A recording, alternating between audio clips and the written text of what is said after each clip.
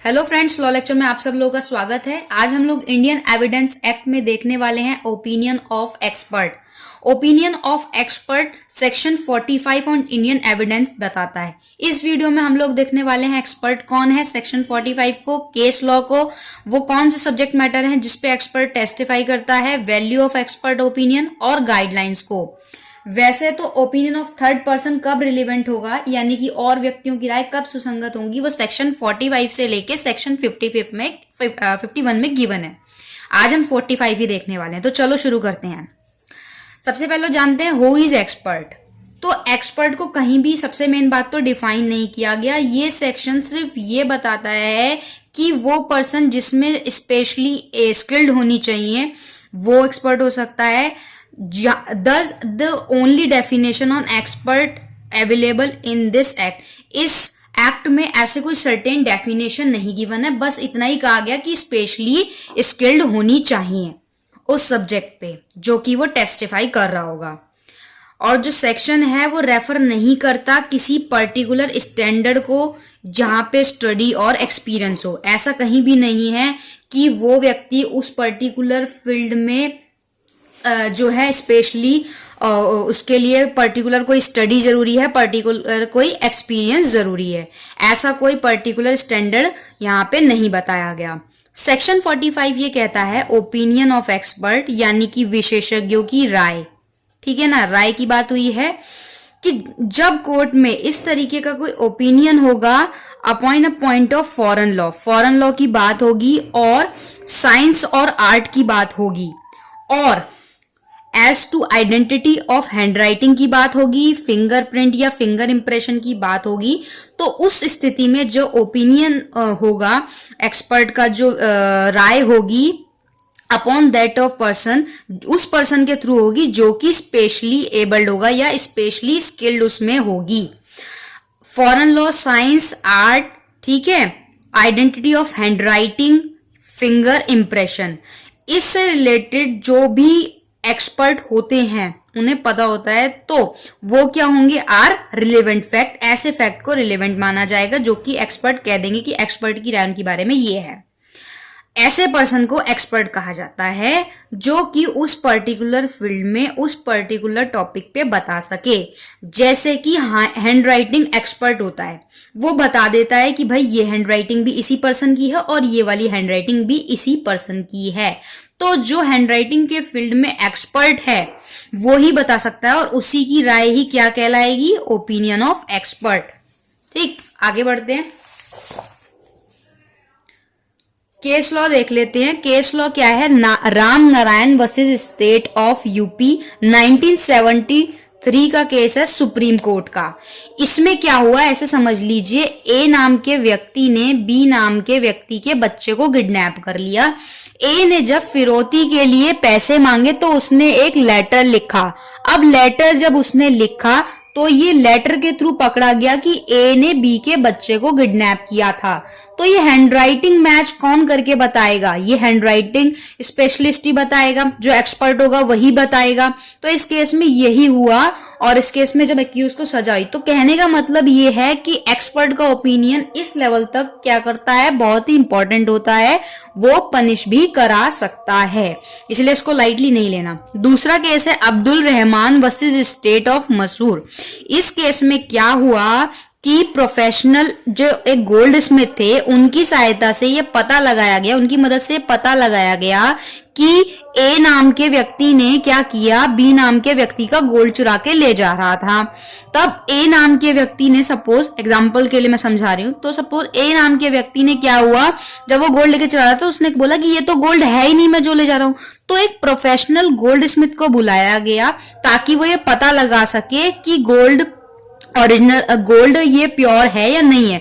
अब सीधी सी बात है, जो भी जज होंगे या ज्यूरी होंगे वो लॉ की फील्ड में एक्सपर्ट हैं, बट उन्हें ये तो नहीं पता ना कि ये जो गोल्ड है वो असली है या प्योर है, कैसे है। तो इसके लिए प्रोफेशनल गोल्ड स्मिथ को बुलाया गया। और यहाँ पर दो ही हैड नो फॉर्मल, ऐसी कोई फॉर्मल क्वालिफिकेशन नहीं होती, उसकी सिर्फ क्वालिफिकेशन यही होती है कि वो एक्सपीरियंस होता है, अनुभवी होता है। तो अनुभव यानी कि एक्सपीरियंस होता है, इसीलिए वो यहाँ पर उसकी राय मानी गई। फोर्थ पॉइंट देखते हैं, subject on which expert can testify. वो कौन से सब्जेक्ट में बताएंगे आगे हम कि वो कौन से हैं जहां पे टेस्टिफाई होता है। Like foreign law, foreign law में ये होता है, एक केस था अजीज बानो वर्सेस मोहम्मद इब्राहिम। इस केस में भी यही हुआ कि फॉरेन लॉ का मतलब ये नहीं है कि जो विदेशी कानून है या जो बाहर के लॉ है, नहीं।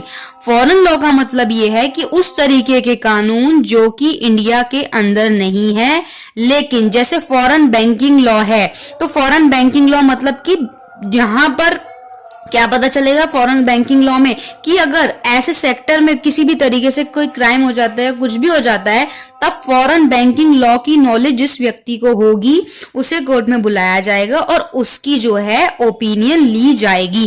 तो फॉरेन लॉ का मतलब यहां से ये है।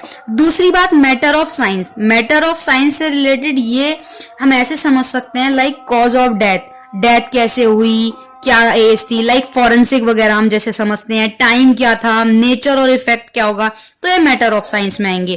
क्वेश्चन ऑफ आर्ट, इसमें केस है आर वर्सेस स्मिथ का। क्वेश्चन ऑफ आर्ट यानी कि एक सपोज मान लीजिए ए ने क्या किया, बी को चाकू मार दिया। अब ए ये वो करता है कि भाई मेरी मेंटल कंडीशन जो है ना खराब थी, तो मेंटल कंडीशन यहाँ पे खराब थी, तो एक साइकाइट्रिस्ट ही आके बताएगा कि इसकी मेंटल कंडीशन ऐसी खराब थी, क्या इसने सच में जो है होशो हवास में नहीं था, कॉन्शियस नहीं था जब मारा, तो यहाँ पर साइकाइट्रिस्ट वगैरह की बात आ जाएगी।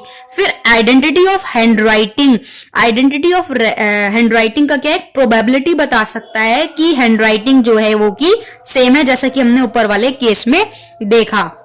हैंडराइटिंग की बात हो गई, same as it is. Fingerprint impression की बात हो गई, थंब प्रिंट पे पता लगा लेते ना कि सेम है या अलग है, वो वाली बात हो गई। उसके बाद 6 पॉइंट है एविडेंस ऑफ ट्रैकिंग डॉग्स। कई बार हमने देखा होगा कि पुलिस वाले क्या करते हैं, जब कहीं पे कुछ इस तरीके की चीज होती है तो वो कुत्तों को, डॉग्स को ले आते हैं और जब वो डॉग्स का करते हैं सूंघ कर वो ट्रैक करते हैं कि कैसे है। तो डॉग्स, अब सीधी बात है डॉग्स तो बोलेंगे नहीं, तो डॉग्स का जो मालिक होगा है ना वो बताएगा, तो वहां पे उसकी जो ओपिनियन होगी वो ओपिनियन ऑफ एक्सपर्ट में ही जाएगी। और भी इस तरीके से बहुत सारे होते हैं। 5th पॉइंट है वैल्यू ऑफ एक्सपर्ट ओपिनियन। देखो एक्सपर्ट की ओपिनियन वैसे तो इतनी बड़ी है कि पनिशमेंट भी करा दे, बट इसका यही मतलब नहीं है कि निरानिरी हम एक्सपर्ट पे ही टिके हैं, क्योंकि कई बार क्या होता है, एक्सपर्ट जो होता है उससे भी गलती हो सकती है, वो भी इंसान है। कई बार इस तरीके से फॉरेंसिक जांच में देखा गया है। लाइक हमने बहुत ही famous case Aarushi murder case देखा, तो उसमें वही होता है कि वो जो फॉरेंसिक रिपोर्ट होती है कहते हैं भाई हमसे गलत हो गया या फिंगरप्रिंट्स ठीक से वो नहीं हुए, तो उस वजह से भी वो केस लंबा चला। तो वही वाली चीज है कि ओपिनियन जो है एक्सपर्ट्स की वो वैल्यूएबल तो है, बट निरानिरी उस पर भी नहीं है। तो the reliability of expert opinion should be tested in the same way in which other piece of evidence is tested, यानी कि जो वो बता रहे हैं, ठीक है ना। The court should therefore call upon expert to explain the reason. जो कोर्ट है वो एक्सपर्ट को इसीलिए बुलाता है कि रीजन एक्सप्लेन करो, जो आपने अपना ओपिनियन दिया है वो किस ग्राउंड पे, किस रीजन पे दिया है वो एक्सप्लेन करो। और जब फिर उसके बाद कोर्ट मानेगी कि हाँ भाई ये जो रीजन है वो लगते हैं कि हाँ भाई रीजनेबल रीजन है, तो वहां पे अगर कोर्ट सेटिस्फाई हो गया उस एक्सपर्ट के ओपिनियन के रीजन से, तब वो जो एक्सपर्ट का ओपिनियन है वो माना जाएगा। उसके बाद आगे गाइडलाइंस देख लेते हैं। गाइडलाइंस में यही है कि जो एक्सपर्ट है शुड बी कॉम्पिटेंट होना चाहिए अपनी फील्ड में, ठीक है ना। कॉम्पिटेंट होगा तभी उसकी राय मानी जाएगी। और he is not act as जज और ज्यूरी की तरह वो एक्ट नहीं कर सकता। He is not a witness of fact, वो विटनेस नहीं माना जा सकता, ठीक है। His evidence is on advisory character, advisory character का होना चाहिए, ठीक।